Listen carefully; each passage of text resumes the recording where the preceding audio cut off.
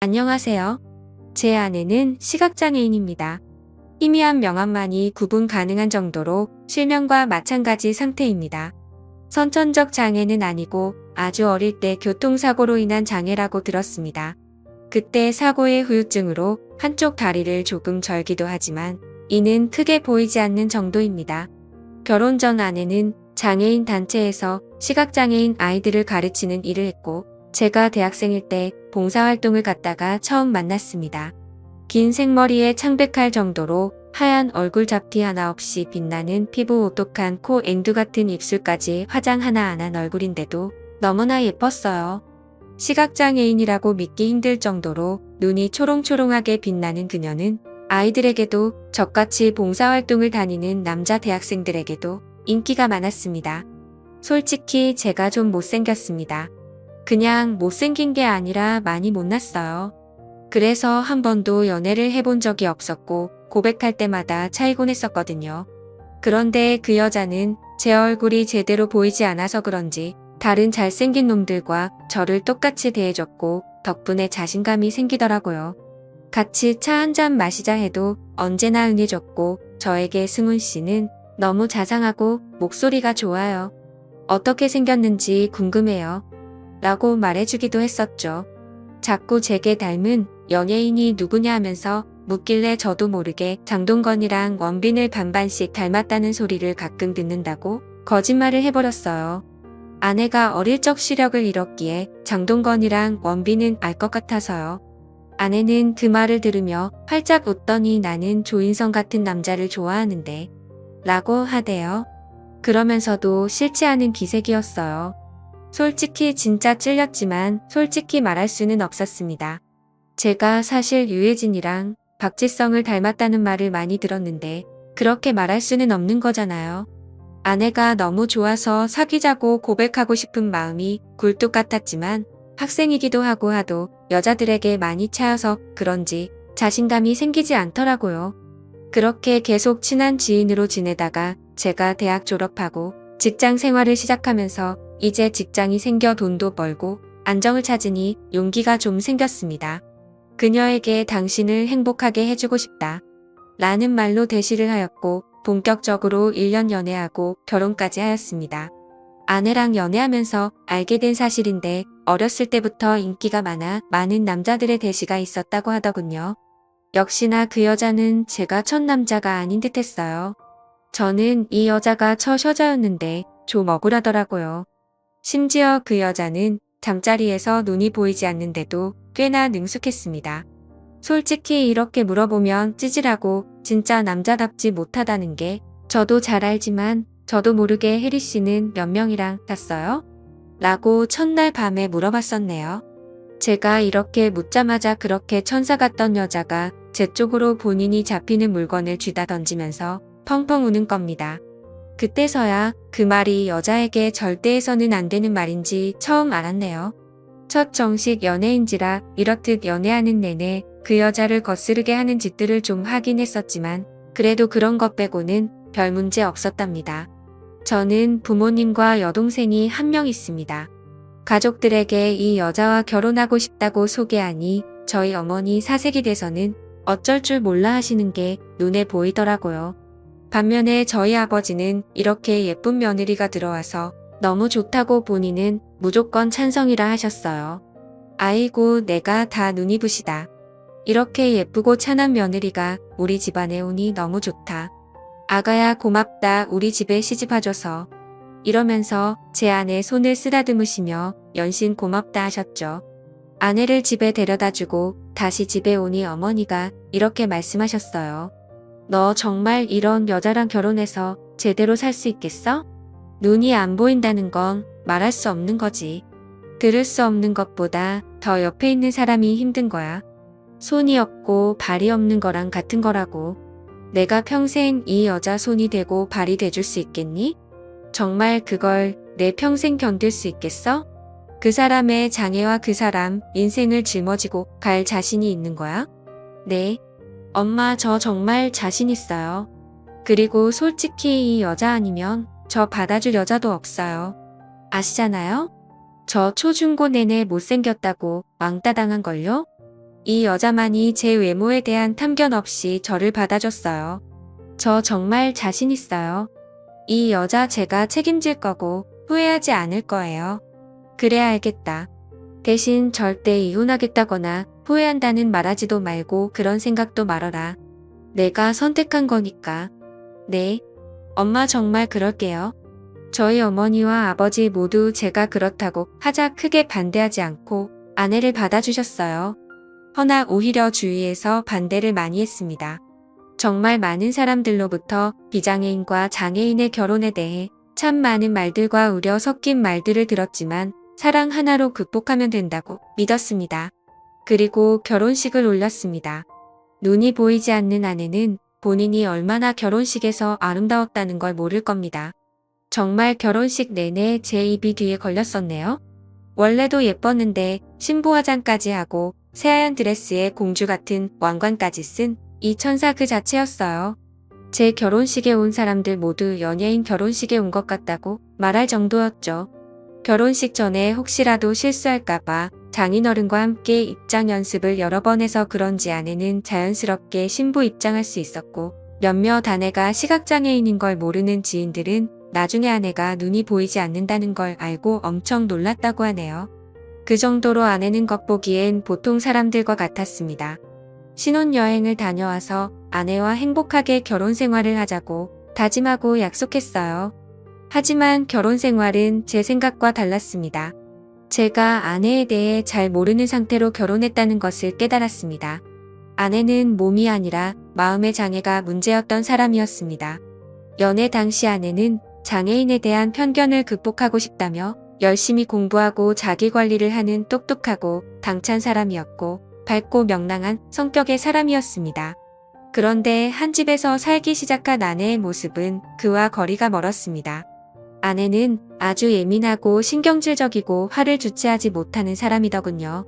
시각장애가 있다 보니 집안의 모든 물건이 정확히 제자리에 있어야 했는데요.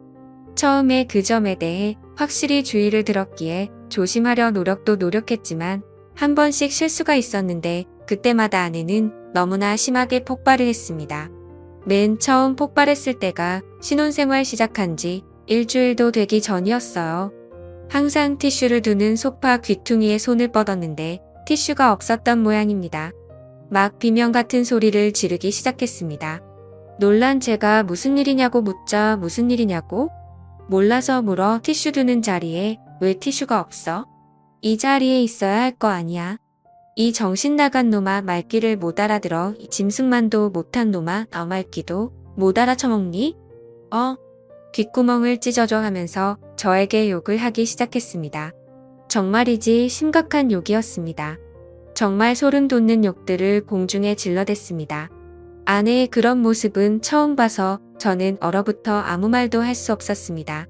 그러다가 소파 아래에 떨어진 티슈를 발견하고는 혜리야 그만 좀 해. 티슈 내가 옮긴 게 아니라 내가 움직이면서 떨어진 것 같아. 여기 바닥에 떨어져 있잖아. 내가 건드렸나 봐. 라고 말했는데 내가 눈 안 보인다고 거짓말을 해. 나를 갖고 노니까 좋아? 하면서 1시간에서 2시간 사이 정도 계속해서 욕을 해댔어요. 바닥에 발을 굴러대며 화를 주체하지 못하면서 말이죠. 아내를 간신히 진정시킨 후에 대화를 했습니다. 이제부터 물건 제자리에 두는 것에 더 신경을 쓸게.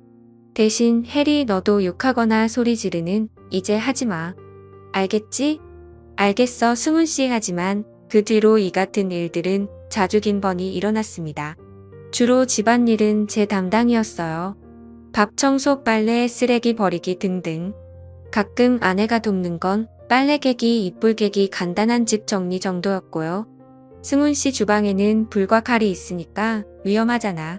결혼 전에도 몇 번 다친 적이 있어서 무서워하고 아내가 말하기에 제가 부엌일을 자처했고 아내가 청소를 하려 해도 간단히 쓰레기통에 쓰레기를 넣는 거, 쇠에는 제가 도맡겠다고 했고 빨래는 오염의 정도를 잘 구분하지 못해 힘들다 하기에 제가 담당하기로 했었던 거죠. 당연하다 생각했고 큰 불만도 없었습니다. 아내는 처음에는 너무 고맙다며 천사를 만났다며 행복해했습니다. 저 또한 환하게 웃으며 고맙다고 말하는 아내의 얼굴을 보며 행복했고요. 솔직히 내 팔자에 이렇게 아름다운 여자랑 한 지붕 아래에서 사는 것 자체가 대박이란 생각만 들었네요. 그렇기에 사랑으로 모든 걸 품을 수 있다 생각했었죠. 허나 현실은 달랐습니다. 결혼 1년 차 하루하루 노예 같다는 생각이 들기 시작하더군요. 저는 대기업까지는 아니지만 중견기업에 근무하고 있고 연봉은 4천만 원 초반입니다. 결혼 후 아내는 직장을 그만두어 외벌이였고요. 8시 반 출근이고 퇴근하고 집에 들어서면 저녁 7시쯤입니다. 그래서 아침 6시쯤 일어나 씻고 밥을 했습니다. 제가 밥상을 다 차리면 아내를 불러 함께 아침밥을 먹었고 설거지를 하고 7시 반쯤 집을 나섰어요. 하루 종일 열심히 일하고 퇴근하고 집에 들어서면 7시였습니다. 다시 밥을 하고 아내를 불러 함께 저녁밥을 먹고 설거지를 하고 본격적인 집안일을 했습니다. 격일로 하루는 청소, 하루는 빨래를 하고 밑반찬을 만들고 장보고 온 재료들을 다듬었죠. 여기까지는 불만 전혀 없었습니다. 제가 선택한 일이니까요. 저를 힘들게 했던 건 그 일을 하는 내내 아내의 눈치를 봐야만 했던 거였죠. 뭐 하나 자신의 기준에서 벗어나면 자신을 무시하는 거라며 폭발했습니다. 제가 차린 밥상에 앉아서 밥을 먹는데 갑자기 장난하냐? 국이 뜨겁잖아. 승훈 씨 지금 나 엿먹이려고 일부러 그런 거지? 지금 나 무시해서 일부러 아주 팔팔 끓인 거 맞지? 뜨거운 국에 입대라고 일부러 그런 거 맞지? 아내는 심지어 반찬이 마음에 안 들어도 자신을 무시한다고 했어요. 승훈 씨 지금 이 반찬들 뭐야? 내가 밥 안 한다고 불만이다 이거야?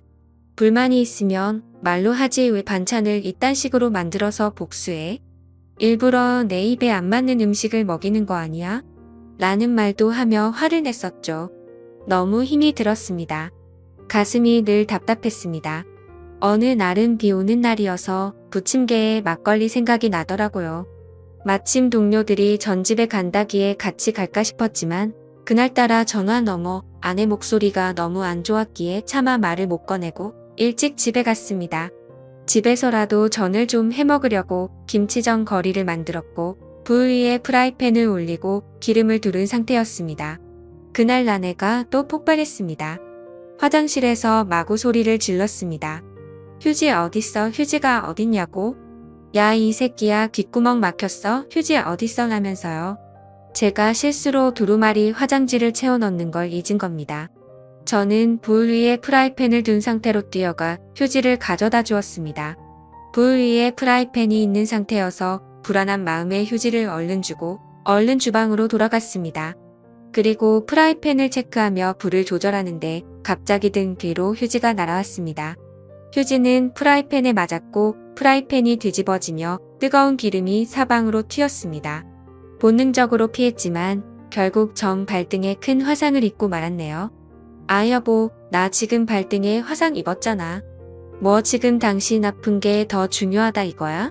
내가 기분 나빠했는데 충분히 사과하지도 않고 왜 주방으로 가? 더 처먹는 게 나보다 더 중요하다 이거야? 당신 지금 날 무시하는 거야?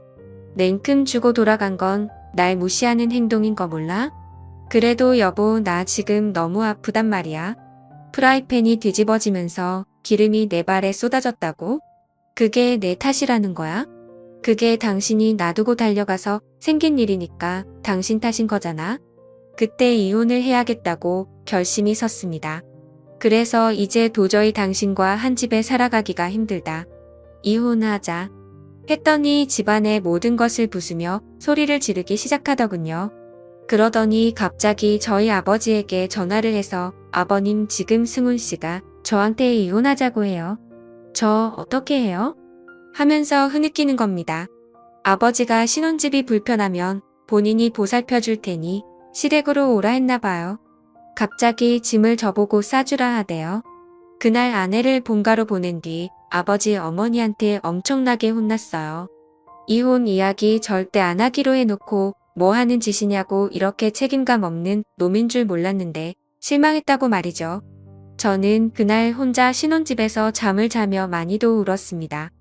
하나밖에 없는 아들 앞으로 아내 보호하는 일을 최우선으로 삼고 살아가겠다는 말에 마음 아프셨겠지만 믿고 허락해 주신 부모님이신데 실망시킨 것 같아 너무 죄송했어요. 그때 그 마음으로 시작했는데 1년 만에 무너진 내 자신도 바보같이 느껴졌고 아내를 제대로 감싸주지 못한 것 같아 미안했습니다. 어찌해야 하나 괴로웠어요. 아내에게 다시 가서 사과해야겠다. 그리고 부모님께도 다시는 이혼 이야기 꺼내지 않아야겠다. 결심하고 다음 날 본가에 가서 아내에게 다시 집에 가자 했네요. 아내는 싫다더군요. 마침 그날 여동생이 집에 있어서 여동생 방에 들어가 그간 있었던 일들을 이야기했네요. 그동안 그런 일들을 전혀 몰랐던 여동생은 많이 놀랐고 그리고 그날 여동생이 짚어줘서 알았는데 그 사이 제 머리에는 원형 탈모가 시작되고 있었습니다. 저의 스트레스를 이해한 동생이 여자 대 여자로 한번 이야기를 해보겠다고 했습니다. 그날 본가에서 저녁 식사를 했는데 그 자리에서 여동생이 새언니 말 꺼내기 힘든 일이지만 언니에게 부탁이 있어요. 라며 말을 꺼냈습니다. 아내를 비롯해서 부모님 모두 무슨 일인가 궁금한 기색이었죠. 제 여동생은 조곤조곤 새언니 두 사람 사랑하며 시작한 결혼 생활인데 서로 조금씩 양보하고 맞춰가며 살아야 하지 않겠어요? 이렇게 감정 상한다고 시댁에 오는 건 좀 아닌 것 같아요. 도와줄 일이 있으면 저에게도 알려주세요. 제가 도울게요. 라고 이야기했습니다. 그 말을 듣자 저희 아버지, 너 지금 새언니한테 무슨 싸가지 없는 짓이야? 너 지금 시누이짓 하는 거냐? 더 그럴 거면 우리 집에서 나가라. 감정 상한다고 온 게 아니라 내가 오라고 한 거다. 라면서 엄청나게 언성을 높이시더군요. 그걸 듣던 제 여동생이 아빠 지금 나 정말로 최대한 예의를 갖춰 해결책을 찾고자 이야기한 거잖아. 라고 말하자마자 저희 아내 갑자기 꺼이꺼이 울면서 아가씨 그렇게 안 봤는데 지금 저한테 시누이질 하시는 거예요? 저희 남편이 어떻게 말했는지 모르겠는데 저 진짜 잘못한 거 없어요.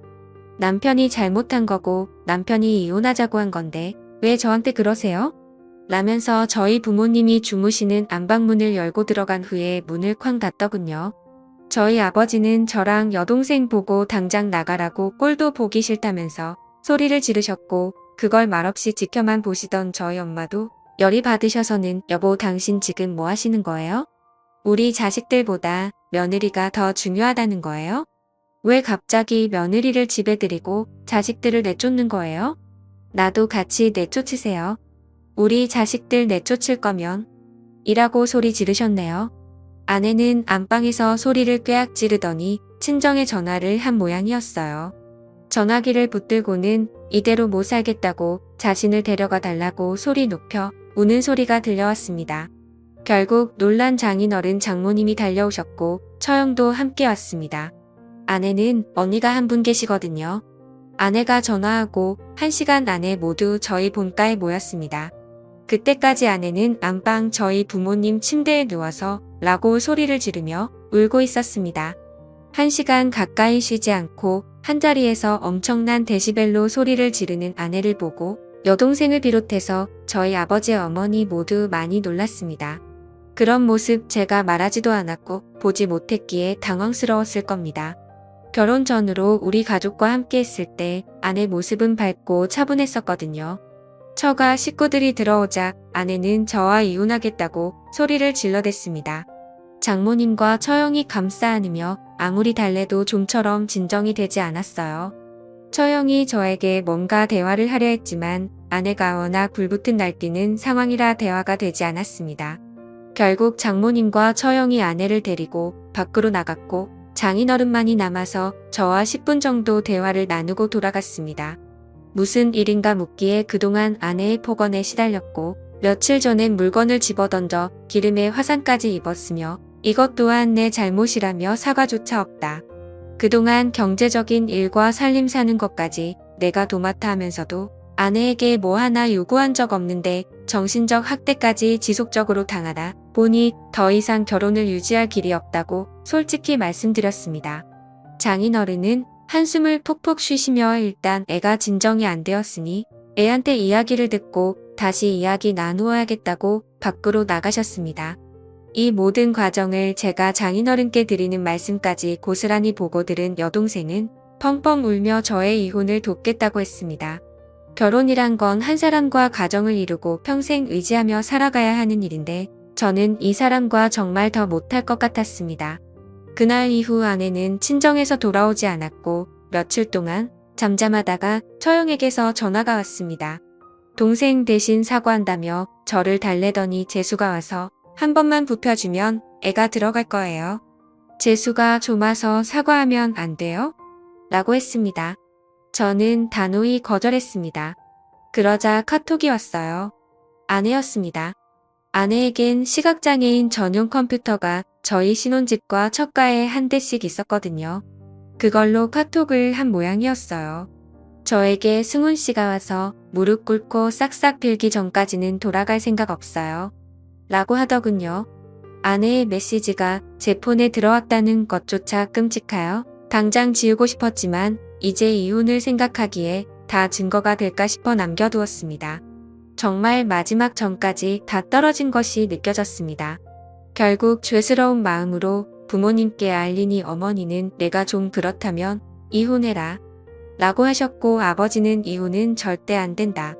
내가 잘못한 거다. 그렇게 참하고 예쁜 내가 오죽하면 그렇게 꺼이꺼이 울었겠니? 우리 집에 데려와라. 내가 잘 달래서 설득하마. 라고 하셨어요. 처가에서는 어떻게든 다시 저희 사이를 붙이려고 노력하셨는데 아내는 제가 사죄하기 전까지 절대 용서하지 않는다고 카톡만 보냈습니다. 그러면서도 법원에 같이 가자는 말에는 답이 없었습니다. 아버지는 저에게 시각장애인인 불쌍한 아내를 버리는 남편쯤으로 매도하시더군요. 제게 일어난 1년간 노예살이 같았던 신혼생활을 하나하나 말씀드려도 차만 우리 며느리가 그럴 리가 없다고만 하셨어요. 정말 너무나 끔찍했습니다. 아내의 연락도 아버지의 연락도 너무 싫었어요. 그래서 핸드폰을 끄고 며칠 생활을 했네요. 그러던 어느 날 갑자기 어머니가 저희 신혼집에 찾아오셨습니다. 어머니가 무슨 일로 저희 집에 오신 거예요? 라고 물으니 아무 말도 안 하시고 한숨만 푹푹 쉬시는 겁니다. 무슨 일이냐고 아무리 물어도 이 아빠 제 정신이 아닌 것 같다. 라는 말만 반복하셨습니다. 알고 보니 제가 연락을 안 받고 있던 그 며칠간 많은 일이 있었더군요. 정말 저희 아버지가 자꾸 아내를 설득해보겠다고 아내를 본가로 불렀고 아내랑 저희 아버지랑 많은 이야기를 나누었다고 합니다. 그걸 보면서 저희 여동생과 아버지가 큰 마찰이 있었나 봐요. 결국 아버지가 저희 여동생에게 이라는 말과 함께 내쫓으셨고 그걸 보던 저희 어머니가 화를 내며 같이 나가라면서 욕까지 하셨다네요. 저희 아버지가 원래 불같은 성격이라 저희 어머니가 평생 참고 사셨는데 며칠간 아버지가 아내와 꼭 붙어서 이것저것 챙겨주시고 손과 발이 되어주시면서 저희 어머니에게는 평생 안 하던 행동들을 하시니 꽤나 어머니가 열이 받으셨나 봐요. 그 꼴도 보다가는 병들어 죽을 것 같아서 저희 집에 오신 거였어요. 처음 저희 아내를 봤을 때부터 워낙 저희 아내를 좋아하셨고 며느리 사랑은 시아버지라는 말이 있으니 저는 그쯤으로 생각했었는데 저희 여동생과 어머님에겐 그렇게 하면서 저희 아내에게만 그렇게 살갑게 구시는 아버지가 제가 보기에도 정상은 아니었어요. 아내와 이혼을 결심했다는 거 아시면서도 굳이 아내를 설득하겠다고 그러시는 것도 이상했고요. 저는 어머니께 엄마 제가 오늘 집에 가서 아내 친정으로 보내고 이혼하려고요. 라고 했더니 어머니가 쉽지 않을 텐데 하시면서 걱정하시길래 걱정하지 말라 하고 집에서 나왔습니다. 본가에 가서 현관문 비밀번호를 치고 거실에 들어섰는데 아무도 없는 듯 조용하더군요. 분명 현관에 아내 신발과 아버지 신발 둘 다 있었거든요. 그래서 아내가 지낼 만한 여동생 방에 들어갔더니 아내가 없었습니다. 저희 본가가 안방을 제외하고 작은 방이 3개인데 나머지 2개의 다른 방들을 열어봐도 아내가 없었어요. 이제 있을 만한 곳은 안방뿐이었습니다. 안방에서 둘이 대화를 하고 있나 싶었는데 생각해보니 대화 소리가 전혀 나지 않는 거예요. 그래서 안방문에 귀를 대봤습니다. 그랬더니 대화 소리 같은 게 들리더군요. 아버님 이렇게 하면 될까요? 그래. 나는 그게 좋다. 뭐 이런 소리가 들리더니 한동안 조용했어요. 그리고는 저희 아버지의 이상한 소리가 들렸습니다. 그리고 저희 아내의 소리도 연달아 들렸네요. 그런데 아무리 생각해도 제 머릿속엔 이상한 생각만 들더군요. 이거는 정상적인 대화가 아니었어요. 아닐 거야, 아닐 거야 라고 생각하고 안방문을 확 열어버렸습니다. 그리고 저는 제 앞에 펼쳐진 장면을 보고 저는 아무 말도 하지 못하고 하늘이 노래졌습니다. 그렇게 문소리를 듣더니 제 아내는 누구야? 라는 소리를 했고 저희 아버지는 너 지금 뭐 하는 거냐? 하면서 오히려 저에게 언성을 높이더군요. 그제야 아내가 상황 파악이 됐는지 황급히 막 주변을 더듬더듬거리더라고요. 저는 결국 아무 말도 하지 못한 상태로 그 자리에서 나와서 집으로 왔고 어머니가 무슨 일이냐고 묻는 말에 아무런 말도 하지 못했습니다. 그리고 지금 일주일 정도 지난 상태인데요. 솔직히 이제 어떻게 해야 할지 모르겠어요. 이혼 소송을 시작하면서 제가 본 이야기들을 어머니나 여동생에게 말할 자신도 없네요. 상처만 줄 게 뻔하니까요. 달라질 건 없고요. 이럴 때 전 어떻게 해야 할까요? 아내에게 연락했더니 본인은 절대 이혼할 생각이 없다네요. 네가 어떻게 그럴 수 있냐? 하니 본인이 뭘 잘못했냐고 오히려 적반하장이었어요. 제가 증거가 없는 걸 알고 있는 것 같더군요. 저희 아버지에게는 차마 연락하지 못하고 있습니다. 진짜 그날이 꿈만 같고 거짓말 같아서요. 차라리 지금 제가 하는 말들이 다 자작이고 거짓말이었으면 좋겠네요. 아직도 눈만 감으면 그날 일이 생각나고 힘이 드네요. 저 이제 어떻게 해야 할까요? 현명한 조언 댓글로 부탁드려요.